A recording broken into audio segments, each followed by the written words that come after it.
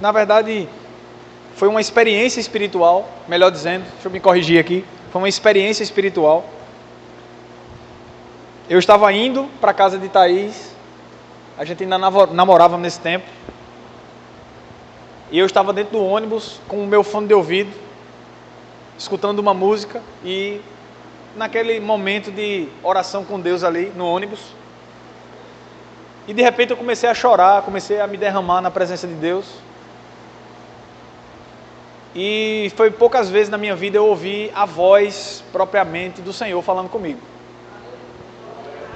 Porque a Bíblia diz que os filhos de Deus, eles são guiados pelo Espírito de Deus. Mas nem sempre essa direção que Deus vai dar para a sua vida é a própria voz de Deus. Porque às vezes a gente espiritualiza demais e a gente diz assim, Deus falou comigo, e as pessoas acham que é Deus falando em alto e bom som. E nem sempre. Quando a gente diz assim, Deus falou comigo, às vezes você recebe uma instrução através de uma revelação da palavra. Às vezes Deus fala com você por meio de um testemunho interior, você está comigo?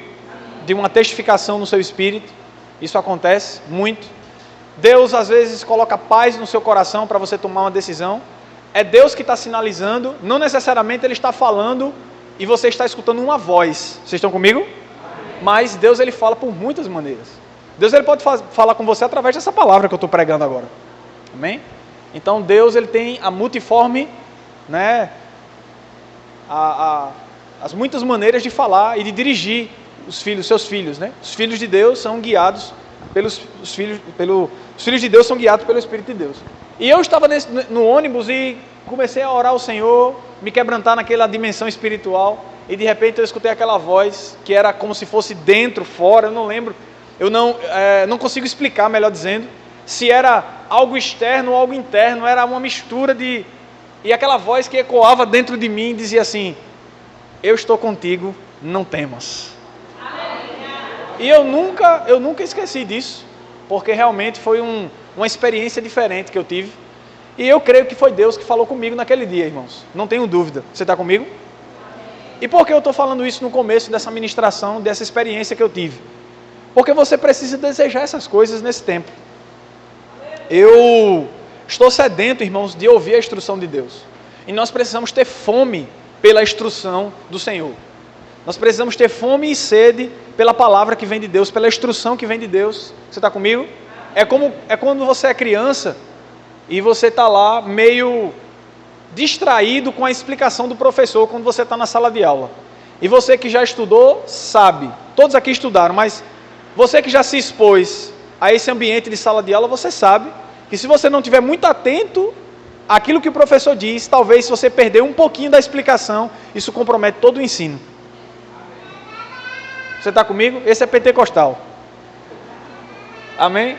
Então, se você não estiver atento a muitas vezes uma partícula daquele ensinamento que está chegando para você, você pode comprometer toda a aula na sua vida. Então, eu estou muito atento às direções de Deus, porque se é uma das coisas, irmãos, que eu não quero perder, é o tempo da visitação. Vou dizer de novo. Se é uma coisa que eu não quero perder, é o tempo da visitação. Como assim, pastor? De Deus está me dando uma oportunidade e pelas distrações, pela falta de discernimento, eu adiar o que Deus tem para mim. E é o que muita gente tem feito, sabia?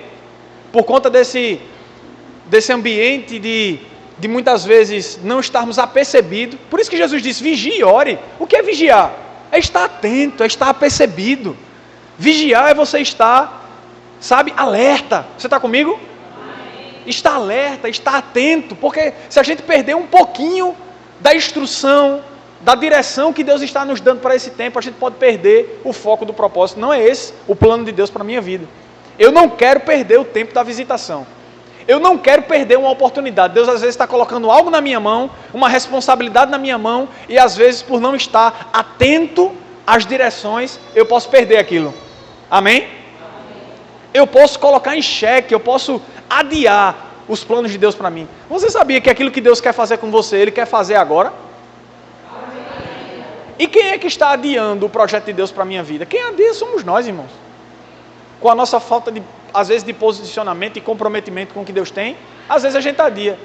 Eu não estou dizendo com isso que a gente não deve passar pelo processo pelo caminho.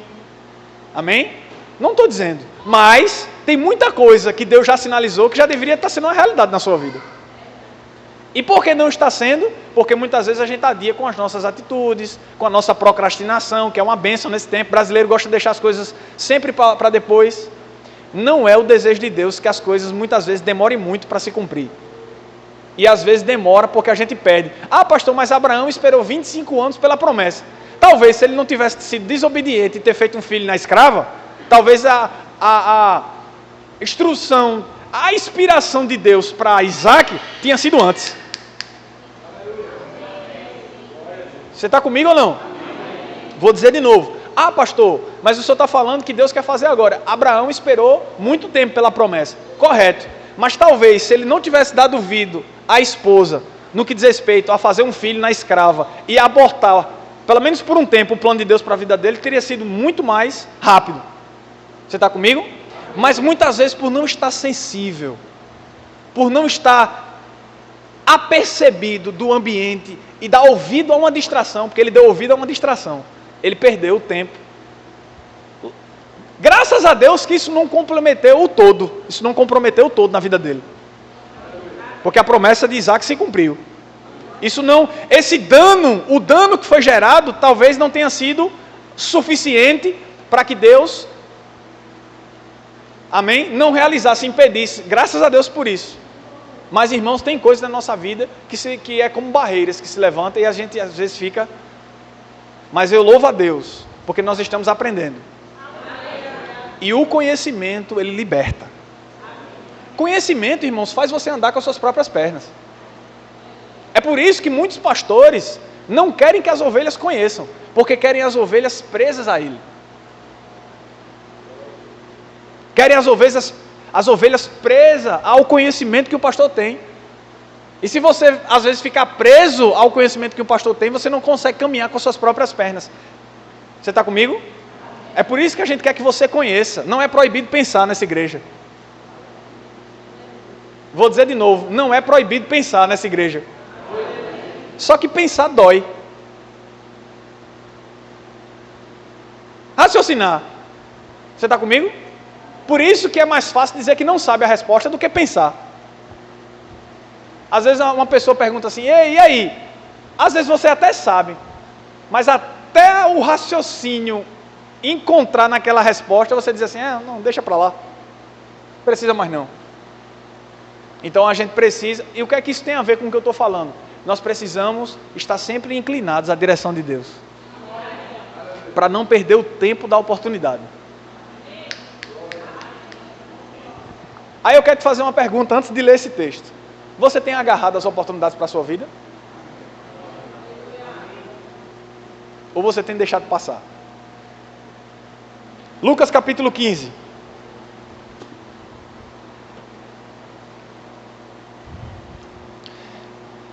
Eita, é maravilhoso pensar, ter conhecimento, discernir, não é proibido nesse lugar. Por quê? Porque nós, como pastores e líderes, queremos que as ovelhas cresçam, amadureçam, tomem as suas próprias decisões. Você está comigo? Aleluia! Lucas capítulo 15. Diz assim, glória a Deus. Versículo de número 11. Lucas capítulo 15, versículo de número 11. Esse texto ele é muito conhecido. Muitas pessoas já leram, muitas pessoas já tiveram contato, já foi muito pregado. Mas o Senhor me deu uma inspiração para esse texto hoje à noite, que eu tenho certeza que vai abençoar muito a sua vida. Jesus continuou, um homem tinha 2 filhos. O mais novo disse ao seu pai, pai, quero a minha parte na herança. Assim ele repartiu sua propriedade entre eles. Não muito tempo depois, o filho mais novo reuniu tudo o que tinha e foi para uma região distante. E lá desperdiçou os seus bens vivendo de forma irresponsável. Depois de ter gasto tudo, houve uma grande fome em toda aquela região e ele começou a passar necessidade. E por isso foi empregar-se como um dos cidadãos daquela região, que o mandou para o seu campo a fim de cuidar de porcos. E ele desejava comer, se alimentar da comida dos porcos, mas ninguém lhe dava nada. E caindo em si, diga caindo em si, lhe disse: quantos empregados do meu pai têm comida de sobra, e eu aqui morrendo de fome? Eu me porei a caminho e voltarei para o meu pai, e lhe direi: pai, pequei contra o céu e contra ti, não sou digno de ser chamado teu filho. Trata-me como um dos teus empregados. A seguir, levantou-se e foi para o seu pai. Estando ainda longe, o seu pai o viu e, cheio de compaixão, correu para o seu filho, o abraçou e o beijou. E o filho lhe disse: pai, pequei contra o céu e contra ti, não sou digno de ser chamado teu filho. Está comigo? Amém. Amém. Daqui a pouco a gente vai continuar a leitura, não feche a sua Bíblia. Olha só que coisa interessante. Eu quero realmente compartilhar com você e dar uma mastigada nesse texto, a gente poder entrar na dimensão da revelação daquilo que Jesus quis dizer quando ele estava contando essa história. Esse filho mais novo, ele pede a herança e ele sai para terras distantes e gasta tudo que tinha. E quando ele gasta tudo que tinha, uma crise se instala onde ele estava e ele perde tudo. E ele encontra com alguém que o faz trabalhar com os porcos e ele deseja comer o que os porcos comiam, né? A que ponto um herdeiro chega?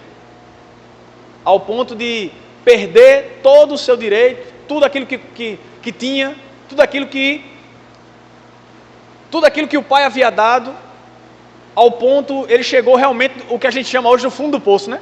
De uma pessoa desejar comer o que os porcos comem. E aí a Bíblia diz que ele caindo em si, ele diz assim: não, os empregados na casa do meu pai estão comendo melhor do que eu. Eu vou voltar. E eu vou, pelo menos, sugerir que eu seja empregado, que eu seja um funcionário da casa. E ele volta. E ele até ensaia uma frasezinha para dizer ao pai. Ele fica ensaiando, ele diz assim: eu vou dizer a ele assim: pequei contra o céu e contra ti, não sou digno de ser chamado teu filho, me recebe de volta. E aí ele vem. Quando o filho volta, o pai já estava o esperando. Você está comigo? O pai já estava o esperando.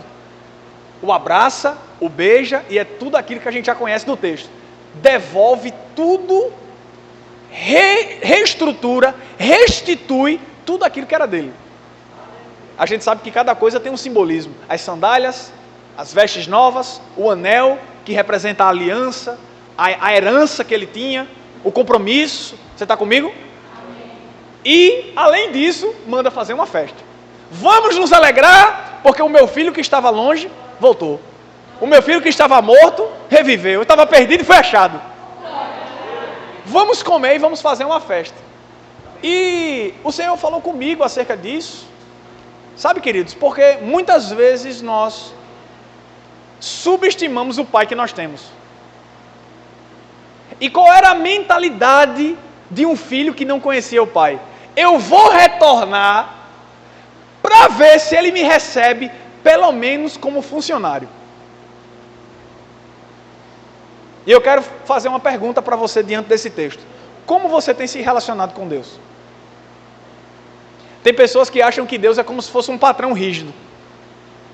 E às vezes a gente se relaciona com Deus como se Deus fosse o patrão e a gente o funcionário. Você está comigo? Mas quando nós começamos a desenvolver um relacionamento com Deus, no que diz respeito à filiação, no que diz respeito a, sabe, a você receber aquilo que você tem e você se tornar aquilo que Deus já proporcionou para que você se torne, você começa a se relacionar diferente com Deus. Esse filho, mesmo estando em um ambiente de herança, você está comigo? Mesmo estando diante de um contexto onde ele tinha acesso ao que o pai tinha, ao que o pai possuía, ele pede a sua herança. Disso ele sabia, que ele tinha acesso, que era dele, porque ele pede. Você está comigo? Amém. Ele tem a consciência de que era dele.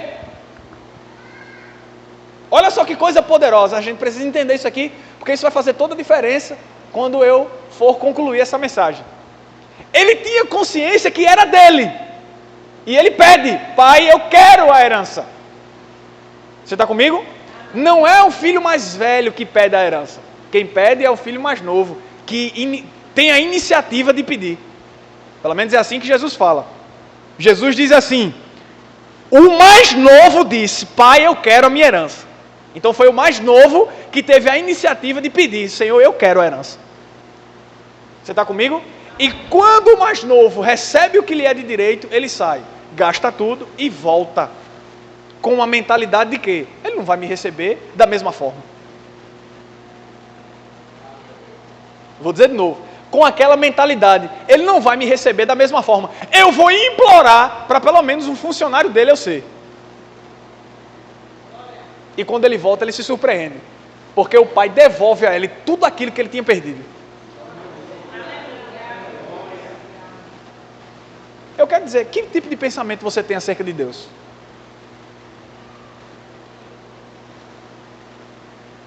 Porque muitas vezes a gente acha que Deus está pronto para, sabe, liberar sobre a tua vida algo de mal, sabe? Liberar sobre a tua vida uma recompensa que não vem, sabe, que não é bom para você, diante das tuas decisões erradas.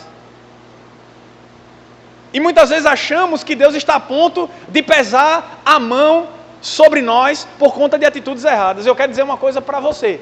Por mais que Deus não se agrade de muita coisa que nós fazemos, e muitas vezes entristecemos o Espírito Santo por conta de atitudes que não o agrada, Deus, Ele está, todavia, eu quero dizer isso para você, Deus sempre está de braços abertos para te receber e te restituir de tudo aquilo que você perde. Agora eu te digo, vale a pena?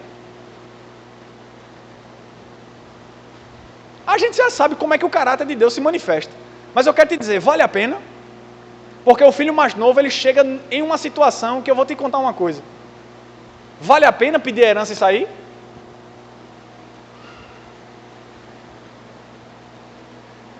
O filho mais novo, ele perde a dignidade.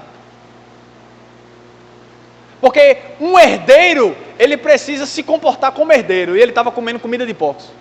Ou melhor, estava desejando comer a comida dos porcos. A que nível um herdeiro chegou?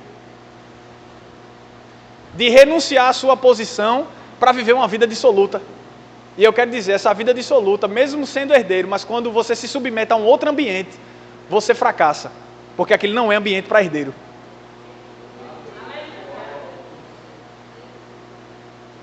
Está comigo? Então o erro dele foi pedir a herança e sair. E se expor a um outro ambiente. Quando ele se expõe a um ambiente que ele não está debaixo, sabe, da instrução do seu pai, ele fracassa. E aí, por falta de conhecimento acerca do caráter do pai, ele diz assim, eu vou voltar, eu vou pelo menos esperar que ele me receba como escravo. O pai restitui tudo de volta. Agora vai ficar melhor. Vamos continuar lendo? Digam glória a Deus, eu estou pregando tão bem. Aleluia.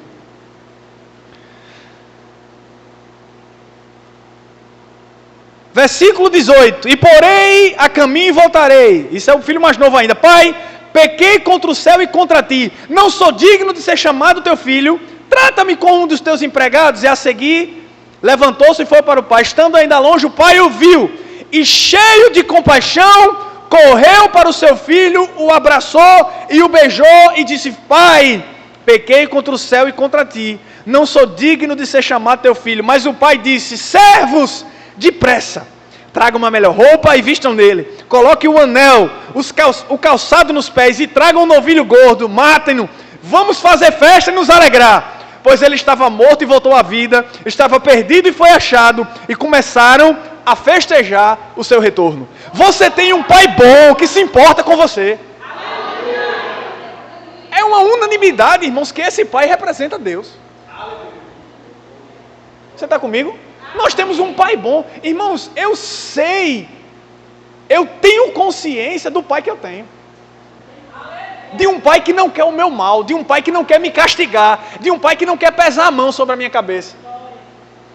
Você está comigo? De um pai que me ama. Isso não significa que eu vou viver uma vida deliberada no pecado, porque eu sei a consequência disso e eu não vou comer comida de porco.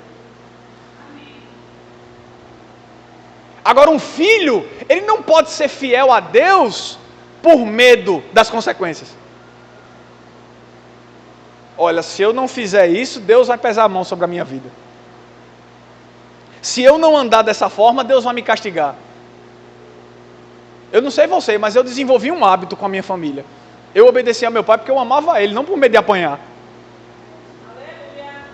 E meu pai sempre olhava para mim e dizia assim: eu sei o que é melhor para você.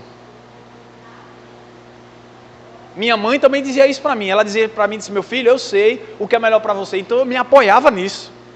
Então mesmo que a minha vontade fosse outra coisa, mas eu olhava para a vontade da minha mãe e dizia assim: ela não sabe o que é melhor para mim, então eu vou estar debaixo dessa vontade. Você está comigo? Deixa eu dizer algo para você. É insensatez querer viver debaixo de outra vontade que não seja de Deus. É insensatez. É loucura. Está exposto a um outro ambiente, a uma outra vontade que não seja de Deus. E eu te digo, você vai prosperar quando você estiver debaixo alinhado com essa vontade. Agora você precisa conhecer o pai que você tem e se relacionar com ele da forma correta. Eita! Se eu não for para a igreja, meu Deus do céu, o pastor vai ligar para mim no outro dia. Senti falta de você, querido. Não, irmãos, você não pode vir para a igreja simplesmente para cumprir a tabela. Não, o pastor tem que me ver lá no culto. Você tem que vir para a igreja porque você quer adorar a Deus, porque você precisa, porque você vem para renovar as suas forças. Esse tipo de relacionamento com Deus, de achar que Deus vai fazer alguma coisa de mal com você se você não cumprir aquilo que Ele tem. Deus não quer pessoas assim se relacionando com Ele. Amém? É um relacionamento melindroso. Você fica sempre com medo de Deus fazer alguma coisa com você. Por quê? Falta de conhecimento. Eu vou voltar. Se Ele me receber pelo menos como funcionário, quando o pai estava com expectativa de devolver a ele tudo que ele perdeu. Aí a gente fica com esse sentimento com Deus. Será que Ele vai fazer? Não. Se Ele me receber pelo menos como funcionário, tá bom. Você concorda comigo que se o pai recebesse ele como funcionário, estava melhor do que a situação que ele estava? Mas não era o projeto de Deus. Não era o projeto do pai para a vida dele. O propósito de Deus não é só tirar você da situação que você estava, mas é fazer você abundar. Vou dizer de novo, o propósito de Deus para a sua vida não é só te tirar de uma condição que você estava, mas vai fazer você chegar à plenitude, é você abundar. Por isso que tudo com Deus as medidas de Deus são grandes demais, irmãos. Amém? Vamos voltar para cá. Volta para o texto. Versículo 25. Enquanto isso, o filho mais velho, diga assim, o filho mais velho. Vamos entrar no dilema do filho mais velho. Porque o filho mais novo tinha um dilema e o filho mais velho também tem um dilema. E a falta de conhecimento era a mesma.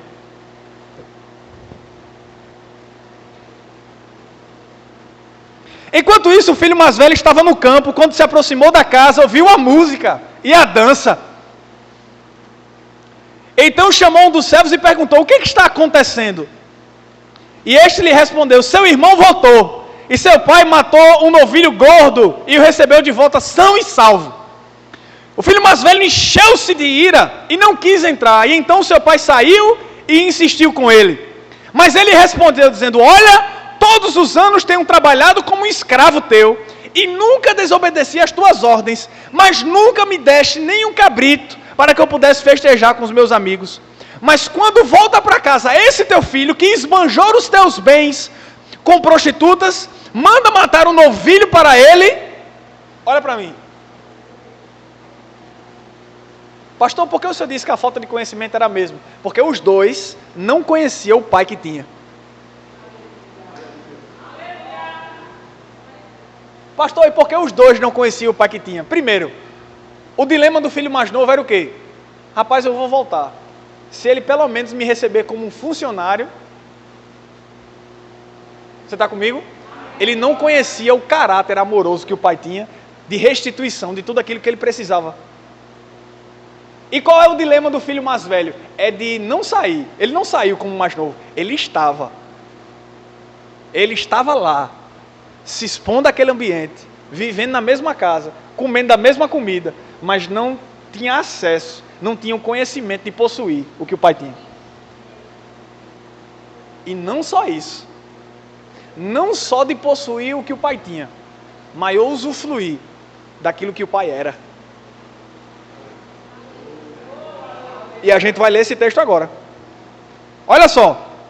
O filho mais velho encheu-se de ira e não quis entrar, e seu pai insistiu, mas ele respondeu: olha, pai, nunca desobedeci. Em algumas traduções diz que ele diz assim: tenho trabalhado como um escravo. Tenho trabalhado como um servo a vida toda. Deixa eu dizer uma coisa para vocês, irmãos. Ele era filho? Ele era herdeiro? E por que ele trabalhava como um escravo?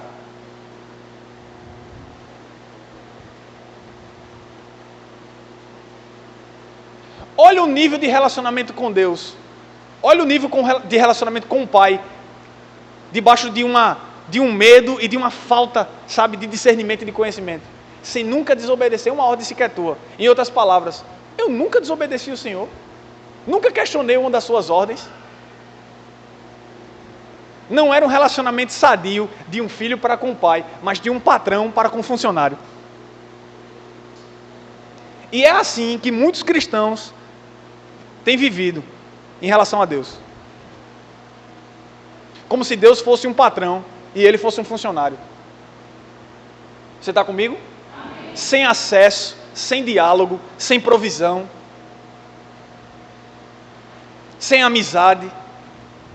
É como se Deus estivesse lá no céu, sentado no trono, que ele está, claro, mas não, sem acesso, virado de costas para você.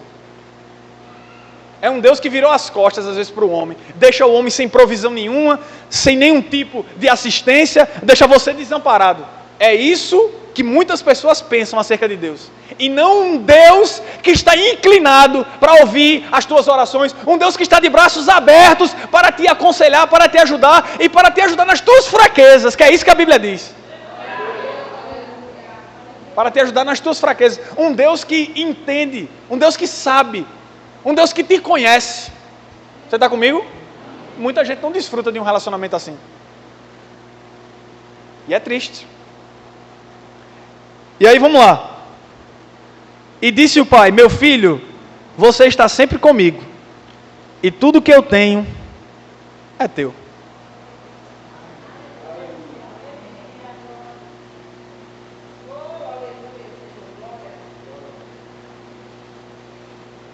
Eu não sei se você está perdido dentro ou fora de casa.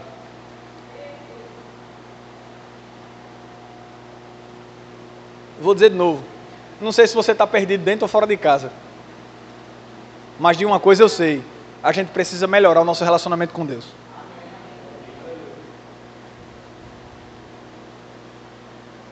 Ah, pastor, eu estou perdido fora de casa. Então trata de voltar. Porque o Pai tem uma promessa de restituição para a sua vida. Ah, pastor, eu estou perdido dentro de casa. Talvez o seu caso seja até mais sério.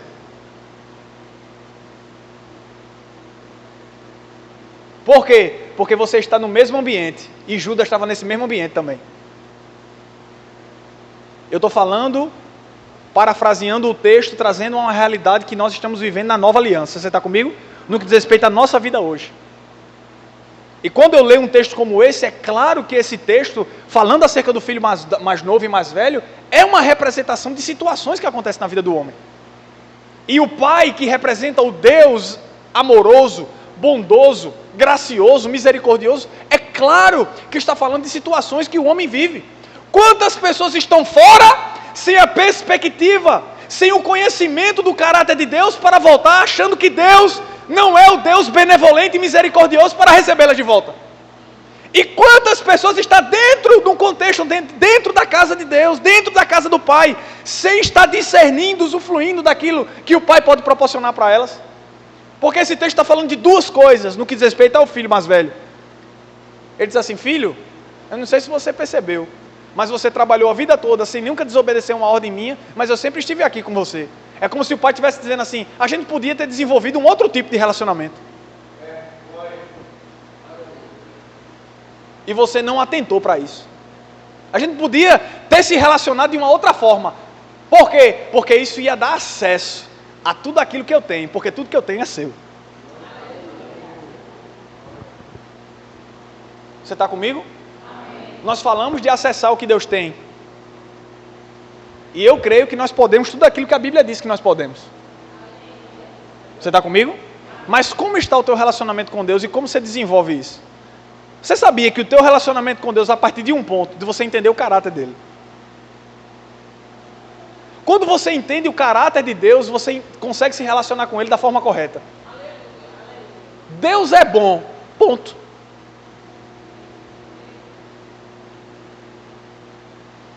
Alguns entenderam. Deus é bom, ponto. E por que quando eu conheço o caráter de Deus fica mais fácil de desenvolver um relacionamento? Porque eu sei que Deus não quer o meu mal.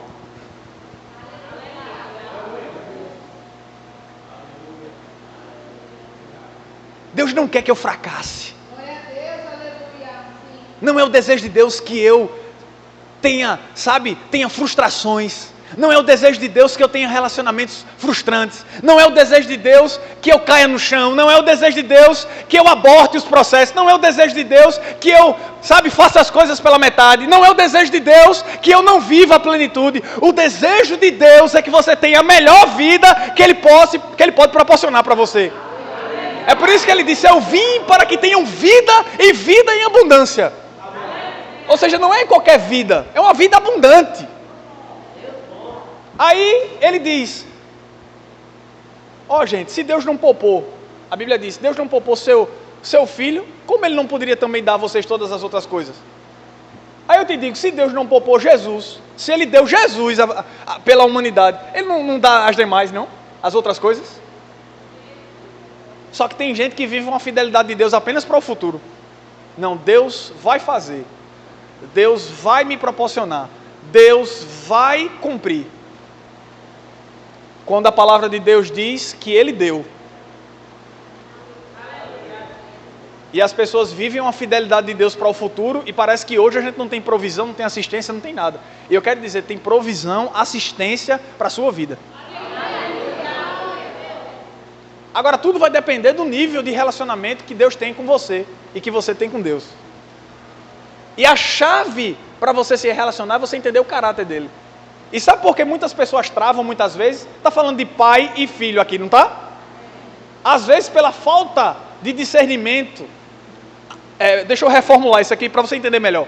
Às vezes a falta de compreensão do relacionamento com Deus é um reflexo do relacionamento que você teve com seu pai. Sabe por que muitas pessoas não conseguem se relacionar bem com Deus? Porque teve um pai defasado em casa. E a falta de um pai que... Você sabia que o pai é a representação do caráter de Deus para a criança? E muitas vezes as pessoas não se relacionam bem com Deus. E tem gente que eu já tratei, que eu já conversei, que não consegue nem chamar Deus de pai. Tem gente que não consegue. Sabe por quê? Frustradas com seu pai terreno e acha que o pai, Deus, o pai celestial, vai se comportar com a mesma estupidez do pai na terra. E eu quero dizer, Deus, Ele não pode ser comparado com o nosso pai daqui da terra.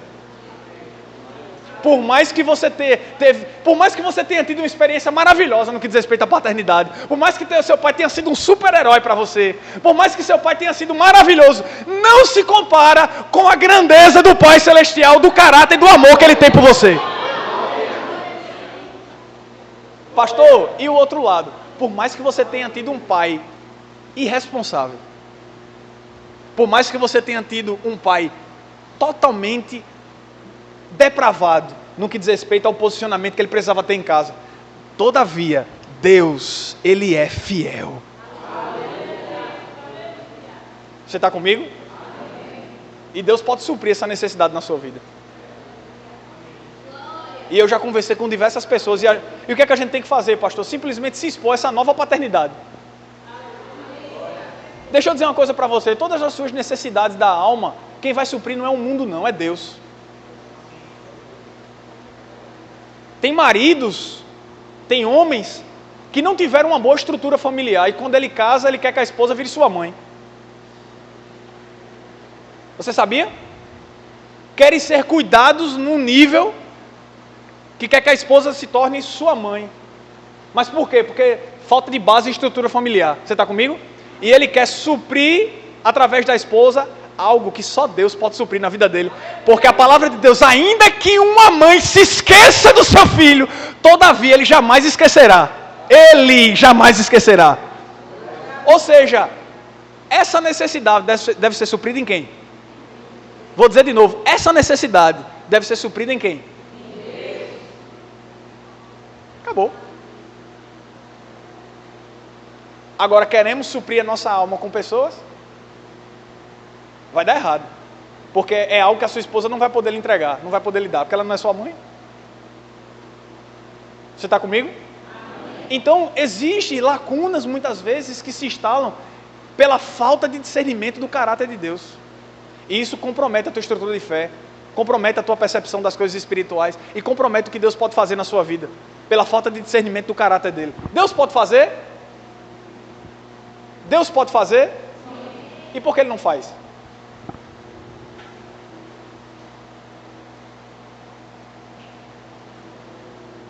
Às vezes a gente fica nesse dilema com Deus. Deus podia fazer tanta coisa na minha vida e não faz. Porque não é Deus que faz. Você está comigo? Tem coisas que não é o Senhor que intervém. Se Deus fosse intervir na vida do ser humano para poder impor a vontade dele, ele tinha que fazer isso com todo mundo. Aí todo mundo era salvo. Eita, coisa linda! Só que Deus não faz isso. Por quê? Porque o homem, ele tem uma responsabilidade que não pode ser transferida para Deus. Você está comigo? Aí o filho mais velho escuta as músicas, o louvor. Dança, o Espírito se move, dança. E o povo lá celebrando dentro da casa lá. Aí ele passa, vê, chama um servo e diz assim: ei, o que é que está rolando aí? O que é que está acontecendo? Rapaz, todo mundo está alegre sabendo, tu não está sabendo não? Isso provava que ele era muito instruído concernente às coisas da casa. Porque um negócio desse aconteceu, talvez o filho tenha demorado para voltar, estava muito tempo fora, como é que o filho retorna e ele não sabe? Aí ele ouve as músicas, aí quando ele ouve a música, ele acha estranho. Poxa, essa hora? Estou parafraseando aqui, contemporaneizando a história para você entender melhor. E aí ele chama um dos servos e diz assim: ei, o que é que está acontecendo? Ele diz: teu irmão, que estava fora, retornou, e não só isso, retornou são e salvo. E teu pai mandou fazer uma festa, e ainda mandou matar um novilho. A Bíblia diz que ele se enche de ira. E sabe por que ele se enche de ira? Sabe por que ele se enche de ira? Porque ele não achava o irmão dele digno daquela festa. E ele vai indagar o pai: esse teu filho, que gastou tudo, eu quero abrir um parênteses, se alegre com o retorno do seu irmão. Eu vejo o crente dizendo assim: ele voltou. Fulano está de novo no ministério.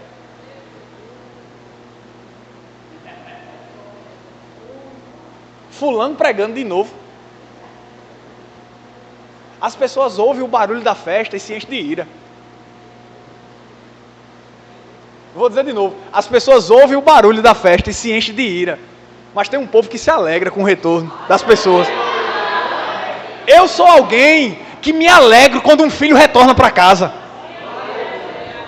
Quando alguém volta ativa, volta a servir, volta a trabalhar para Deus, volta, sabe? Eu me alegro com essas coisas, irmãos. Uma pessoa que se afastou, que volta, irmãos, isso é glorioso.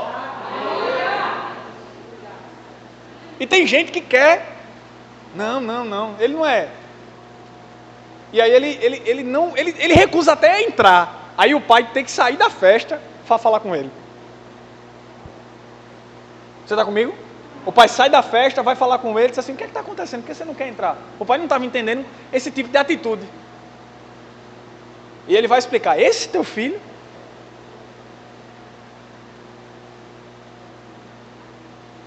Eu imagino um pai cheio de amor dizendo assim: você podia ter feito diferente. Todos esses anos você estava aqui e você nunca se relacionou como um filho se relaciona. E existe uma diferença muito grande de filiação e de amizade. Você está comigo? Eu conheço muitos filhos que não falam com os pais. Preste atenção que isso é importante agora, tá? Eu conheço, muitos filhos que não falam com os pais. Não falam. Mas não deixa de ser filho. Deixa? Claro que não. Nunca construiu um relacionamento, mas não deixa de ser filho. Não é? Agora vamos lá. Ser amigo do seu pai é diferente. Porque você não é só filho. Você usufrui de um relacionamento. O pai, ele tem prazer a abençoar um filho que tem um relacionamento, ou de abençoar por uma obrigação, só porque ele é filho.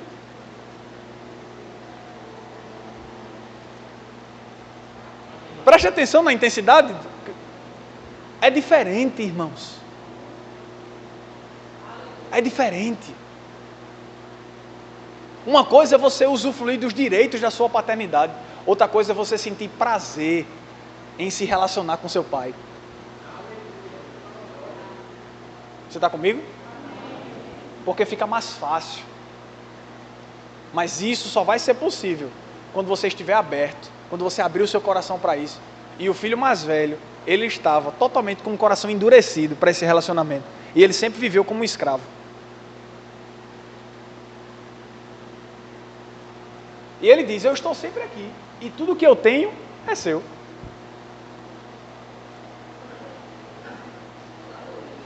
Você está comigo? Você é herdeiro? A Bíblia diz em Romanos que nós somos co-herdeiros de Deus. Nós somos herdeiros. Somos filhos de Deus. E você está andando como herdeiro ou como escravo? Você pode ter tudo e se comportar como quem não tem nada. Você sabia? Que você pode ter tudo e se comportar como quem não tem nada.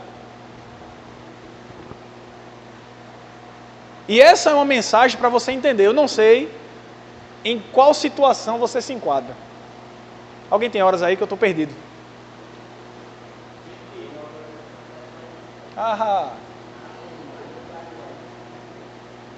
Eu não sei em qual situação você está. Se você está perdido dentro ou fora de casa, porque os dois estavam perdidos.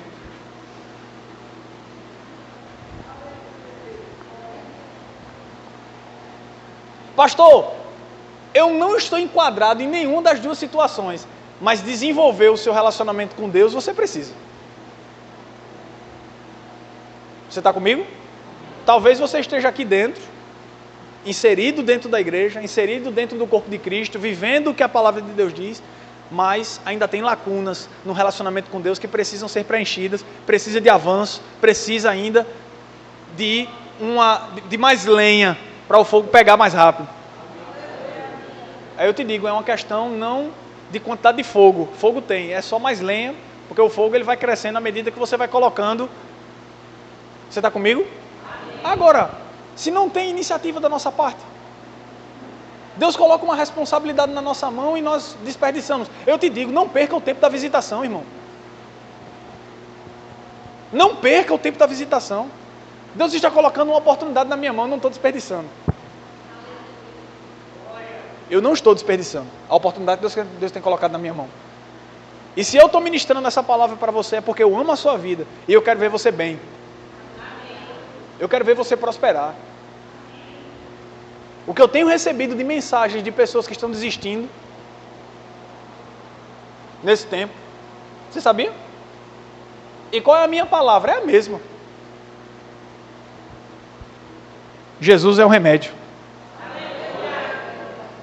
Pastor, o que é que eu faço para vencer a depressão? Jesus é um remédio. Pastor, o que é que eu faço para vencer a ansiedade? Jesus é um remédio. A minha Bíblia ela fica em cima da minha mesa, lá no trabalho. Essa aqui, essa mesmo. E aí, a gente estava conversando lá, e aí teve algo que uma colega de trabalho disse, que eu fiz assim. Aí ela disse assim: o que foi, pastor? Eu disse: só isso aqui, Sara, isso aí que você está dizendo. Porque muitas vezes a gente fica procurando soluções naturais para algo que só Jesus pode resolver. Você está comigo? Eu não estou desprezando a medicina, os psicólogos, a influência da sabedoria que Deus deu ao homem para que ele possa desempenhar os papéis. Você está comigo? Deus deu sabedoria à medicina, eu não estou desprezando isso. Mas tem coisas, irmãos, que é só o médico dos médicos que faz. E eu vejo um bocado de... várias pessoas, um bocado, como diz o nordestino, um bocado de gente, muitas vezes sem instrução, sem direção, perdidas na sua vida emocional, simplesmente porque não estão dando ouvidos à pessoa correta. E eu disse, meu Deus do céu, quando as pessoas entenderem que não é o exterior que tem que estar funcionando, é o interior que tem que estar funcionando. Para a sua vida estar bem, tudo tem que dar certo aqui fora, é? Não, deixa eu fazer essa pergunta para você. Para você estar bem, realizado, completo, tudo tem que estar certo? Às vezes a gente fica condicionando a nossa vida àquilo que acontece. O pneu furou, misericórdia, Deus, eu não sei o que está acontecendo não hoje. Eu acho que o diabo quer tirar a minha paz hoje. O pneu do carro furou, é simples, é só você descer do carro e trocar. Você está comigo? Amém. Tudo muitas vezes se torna motivo das pessoas saírem da graça. Faltou água, não sei o que, deu um apagão, pipocou um poste, acabou a energia. Meu Deus, só pode ser o diabo querendo fazer alguma coisa, deixar eu no escuro, eu vou dormir hoje no escuro hoje. Tudo é motivo para você sair da graça, perder a sua paz. Você está comigo? Porque você condiciona a sua vida emocional ao que acontece. Deixa eu dizer uma coisa para você, irmão. O mundo pode cair, eu estou em Cristo.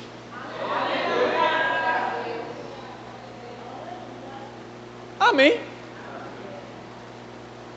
Quantas vezes... Cadê os homens? Estão aí os homens? Amém. Quando você está no trânsito, aí vem aquele abençoado lhe cortando. Você está comigo?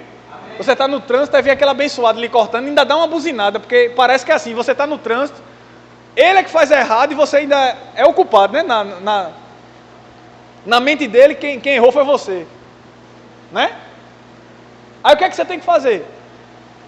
Eita, você fica com vontade de dizer uma coisa com ele, ou com a mãe dele, né?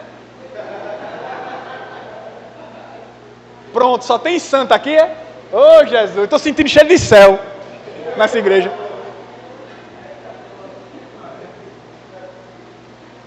Estou sentindo um cheirinho de céu. Passa a mão aí nas costas do homem que está do seu lado para ver se está saindo uma asa. Amém? Só que isso é a vontade que dá. Mas você vai fazer? Não. Por quê? Porque você está em Cristo. E a Bíblia diz que não saia palavras torpes da sua boca, que saia bênção, provisão da sua boca. E aí você vai condicionando a sua vida a fazer diferente do padrão de cultura do mundo. E muitas vezes a gente fica condicionando a nossa vida ao que acontece. Você está comigo? Você sai, acorda 6 horas, faz o seu café, aí você sai para ir trabalhar. Quando sai para ir trabalhar, o seu ônibus é pontual. 6h30 ele passa. Aí você chega de 6h25 e pergunta a pessoa, rapaz, o ônibus já passou? E você diz, olha, mas rapaz, só no dia que eu venho. Muitas vezes, a gente acha que o mundo conspira contra nós. Mas deixa eu dizer uma coisa para você. O mundo não conspira contra a gente, não.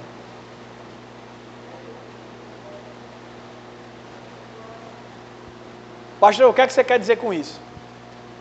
Irmãos, Deus, você sabia que Deus, Ele está com as mãos inclinadas para resolver os seus problemas? Você sabia? Eu creio que Deus, Ele deseja ser para você o supridor, a solução para a sua vida. Deus, Ele quer ser a solução para você. Mas qual é a chave para que Deus realmente se torne a solução para mim? Existe uma chave que ativa essa engrenagem para que Deus se torne solução para mim. É quando eu começo a fazer o contrário da minha mente. A minha mente diz, faz isso. E o meu espírito diz, não faça. E o que tem que prevalecer é o não faça.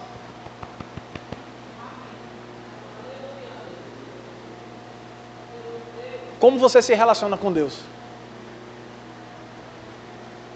Tudo tira a sua paz. Tudo lhe incomoda. Você não se sente bem em canto nenhum. Como, sabe, é uma vida que muitas vezes a gente fica dizendo assim, meu Deus, eu estou na igreja, é bom demais, mas quando eu saio eu não consigo sentir a mesma coisa lá fora. Essa não é a vontade de Deus para você. A vontade de Deus é que você esteja bem. Essa é a vontade de Deus para a sua vida. Amém? Fique de pé em nome de Jesus. Amém? Aleluia. Eu quero falar mais algumas coisas, tá? Olha só. Quando Deus criou Adão, olha para mim. Amém? Quando Deus criou Adão, Ele disse, Adão, domine sobre a terra. Eu criei a terra para você. Você é a coroa da criação, Adão. Eu criei tudo para no final colocar você para administrar. E Deus diz assim, Adão, domine, governe, faça, sujeite a terra. Domine a terra. Só que depois do pecado, o homem, ele deixa dessa posição, ele sai dessa posição e ele passa a ser dominado, governado. Tudo que a terra produz, o homem se sujeita a ela. Não é mais ele que domina, mas a terra governa o homem. E Jesus, ele veio para resgatar como seria a vida se Adão nunca tivesse pecado. Eu vou dizer de novo, Jesus, ele veio para resgatar como seria a sua vida se Adão nunca tivesse pecado.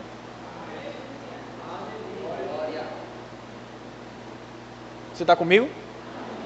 E qual é a vida que você precisa entender? Que você é livre. Livre para quê? Toda liberdade ela tem um propósito. Jesus disse, foi para a liberdade, Paulo diz em Gálatas capítulo 5, foi para a liberdade que Cristo te libertou, para que você não volte ao jugo de escravidão. Então qual é a liberdade que você precisa usufruir? É a liberdade da vitória contra o pecado e as trevas. Romanos capítulo 6, versículo 14 diz, o pecado não tem mais domínio sobre mim.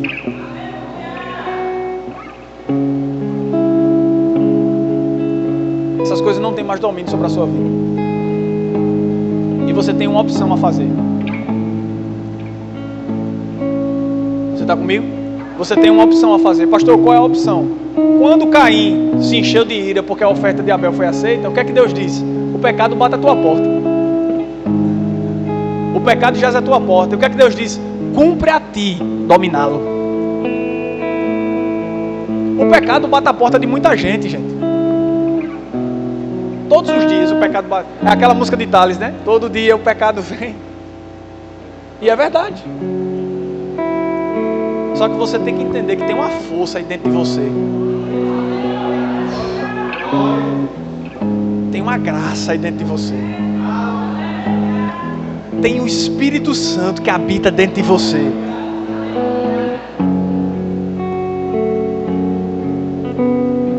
Eu quero te encorajar a viver a melhor vida possível nessa terra.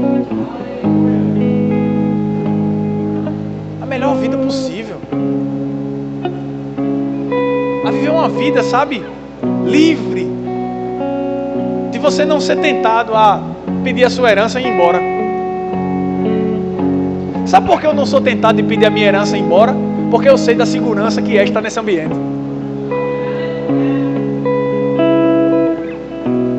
Pastor, que segurança, irmãos?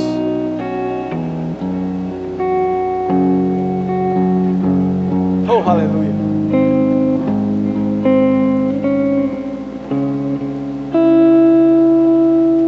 Aquele que habita na sombra do esconderijo. Aquele que habita no esconderijo do Altíssimo, a sombra do Onipotente. É a sombra do Onipotente. É debaixo da sombra do Onipotente. Anderson ministrando hoje de manhã, você está debaixo. Aquele que habita no esconderijo do Altíssimo, descansa nele. Descansa na sombra do Onipotente. Se você descansa na sombra, significa que você está perto, porque não tem eu estou aqui, a minha sombra não está ali na esquina. Quando você começa a desenvolver um relacionamento com Deus, isso traz segurança para a sua vida.